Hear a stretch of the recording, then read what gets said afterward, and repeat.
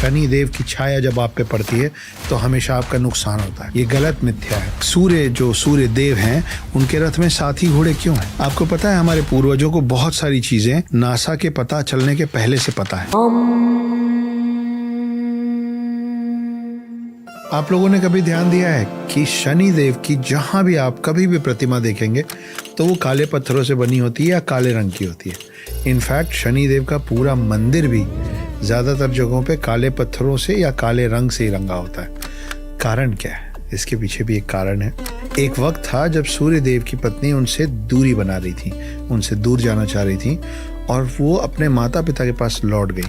जब वो अपने माता पिता के पास लौटी, उसके पहले उन्होंने अपना एक क्लोन तैयार किया, एक प्रतिबिंब, जिसका नाम उन्होंने रखा छाया, और उसको समझाया कि सूर्यदेव को ये पता नहीं चलना चाहिए कि मैं उनके आसपास नहीं हूँ। सूर्यदेव को ये बात नहीं पता थी। सूर्यदेव ने छाया को अपनी पत्नी समझ के छाया के साथ जो बच्चे किए उनमें से एक बच्चे का नाम है शनि। छाया मतलब साया, छाया मतलब शैडो। इसीलिए शनि देव जो है, क्योंकि वो छाया के पुत्र हैं, इसलिए काले हैं। और आपने सुना होगा ये लाइन कि शनि की छाया, शनि की छाया। वो छाया जो है वो शनि की माँ का नाम है। हनुमान जी की पूजा करना, हनुमान जी के अगर आप भक्त हैं तो ये माना जाता है कि शनि का प्रकोप आप पे माइल्ड होता है, कम होता है। इसीलिए हर घर में हनुमान जी की पूजा सबसे ज्यादा होती है। हर घर में हनुमान चालीसा होता है, क्योंकि शनि हनुमान भक्त को उस लेवल का नुकसान चाह के भी नहीं पहुंचा सकते जो बाकियों पे होता है। तो ये है शनि देव, जिनकी माँ का नाम है छाया। ये एक कारण है जिसके कारण उनका रंग काला माना जाता है। इसीलिए उनका मंदिर और उनकी मूर्तियां या काले रंग की होती हैं या काले पत्थर से बनाई जाती है। ये एक मिथ्या है। शनि देव की छाया जब आप पे पड़ती है तो हमेशा आपका नुकसान होता है। ये गलत मिथ्या है। शनि देव जब आपके पास आते हैं तो हमेशा नुकसान और तकलीफें लेके नहीं आते हैं। ऐसा माना जाता है कि शनि देव का पूरा जो काल होता है आपके साथ वो 7.5 साल का होता है एट अ स्ट्रेच। 7.5 मतलब 2.5 + 2.5 + 2.5। ये क्या होता है? 7.5 साल का शनिदेव का जो समय है आपके साथ वो 3 हिस्सों में बटा हुआ है, जिसको कहते हैं ढैया। क्या होता है ढैया? ये आपके शरीर में 3 पार्ट्स में डिवाइड हो जाता है। पहला 2.5 साल आपके ऊपरी शरीर में होता है, जिस समय आप मानसिक तौर से जूझते हैं। डिप्रेशन होना, काम में नुकसान होना और अपसेटनेस होना, परेशान होना, तकलीफें झेलना, गुस्सा आना। तो शनि देव के अंदर आपकी जो जो चीजें उस समय आती हैं वो है आपका ब्रेन, आपका दिमाग, आपकी जीवा। इसलिए गुस्से में गलत बातें निकल के रिश्ते खराब होते हैं। आंखों से आपको जो आपका फ्यूचर दिखता होता है वो काला दिखता होता है।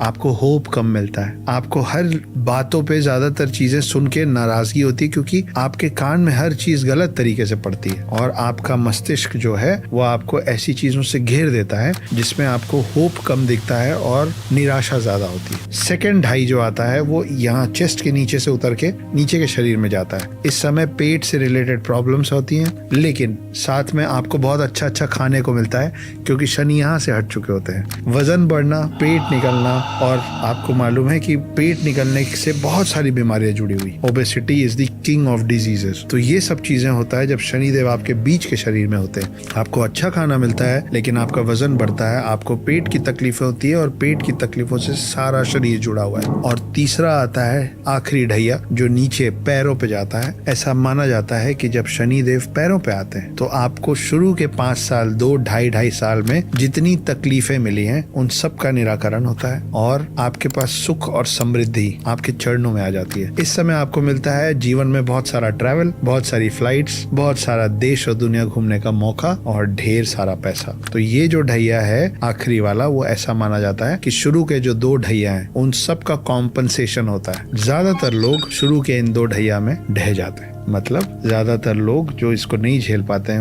उनकी डेथ शनिदेव के इस प्रकोप के बीच में हो जाती है। और ये भी माना जाता है कि अगर आप 7.5 के बीच में आप चले गए तो आपके पुनर्जन्म की शुरुआत पहले उस 7.5 के बचे साल खत्म करने से होगी। मतलब अगर आपके जीवन में उस जीवन में 2 7.5 या 1 7.5 लिखा है तो उसमें ऐड हो जाएगा वो 7.5 का हिस्सा जो आप पिछले जन्म में कवर नहीं कर पाए। शनिदेव की नजर आप पे हमेशा होती है, कभी खुशी से कभी गुस्से से। जब 7.5 का बुरा वक्त चलता है तब के लिए बोला गया है कि शनि की छाया आप पे अच्छी नहीं है, पर उसके अलग अलग काट, उसके निराकरण भी हमारे वेदों और पुराणों में लिखे हैं, जिसमें सबसे ज्यादा माना जाता है शनिदेव को तेल चढ़ाना।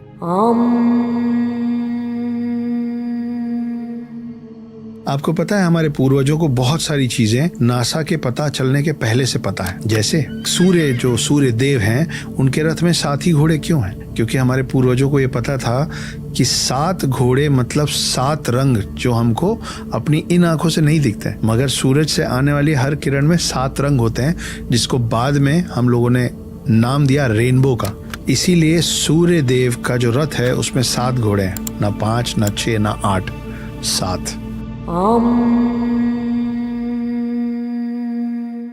उसी प्रकार हमको पता था कि एक मिल्की वे है ब्रह्मांड में, जिसको हम आकाश गंगा के नाम से जानते थे। मिल्की वे नाम मिलने के पहले से हम नासा का इंतजार नहीं कर रहे थे एक टेलीस्कोप बना के हमको दिखाने के लिए कि मिल्की वे क्या होता है। उसी तरह हमको पहले से पता था कि सौर मंडल, जिसको बाद में सोलार सिस्टम के नाम से जाना गया पूरे विश्व में, उसमें 9 ग्रह हैं, 9 प्लैनेट्स। हाँ, मुझे पता है अब 8 हैं, प्लूटो जा चुका है, मगर उस समय 9 होते थे। और इसीलिए हमारे परिवारों में, हिंदू धर्म में, सनातन धर्म में, हर अच्छे और बुरे काम के अंत में 9 ग्रहों की या तो पूजा की जाती है या उनकी शांति की प्रार्थना की जाती है। मैं क्या कहना चाह रहा हूँ? मैं ये कहना चाह रहा हूँ कि हमारे परिवार में जब कोई पैदा होता है तो 9 ग्रहों को देख के कुंडली बनाई जाती है, और जब किसी की अंत्येष्टि होती है, जब किसी का देहांत होता है, देह मतलब शरीर, अंत मतलब अंत, देह का अंत मतलब देहांत होता है, तो भी 9 ग्रहों की पूजा की जाती है आत्मा की शांति के लिए। हम नए घर में गृह प्रवेश करते हैं तो भी हम 9 ग्रहों की पूजा करते हैं, उन 9 प्लैनेट्स को शांत करने के लिए, अपने वश में अपनी तरफ रखने के लिए।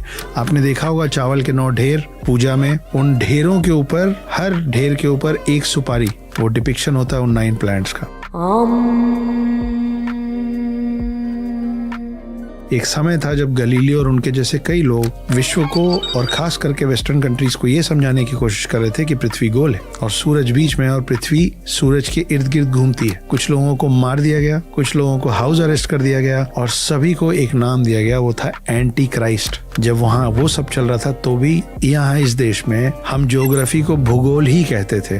भू मतलब लैंड, गोल मतलब गोल। मुझे ये पता है कि उन लोगों को ये सब पता था, मगर मुझे ये नहीं पता है कि मेरे पूर्वजों को, आपके पूर्वजों को, हमारे पूर्वजों को ये सब कैसे पता था बिना इतनी एडवांस टेक्नोलॉजी के जो आज है। तो मेरी मदद कीजिए जानने में कि हम कैसे नासा के फॉर्मेशन के भी पहले से अपने हनुमान चालीसा में अर्थ और सन का डिस्टेंस लिख चुके थे। खोजिए, ढूंढिए, पढ़िए और फिर मुझे बताइए कि मेरे और आपके पूर्वजों को इतने टेक्नोलॉजी के पहले से इस तरीके के जटिल सवालों का जवाब कहाँ से मिला।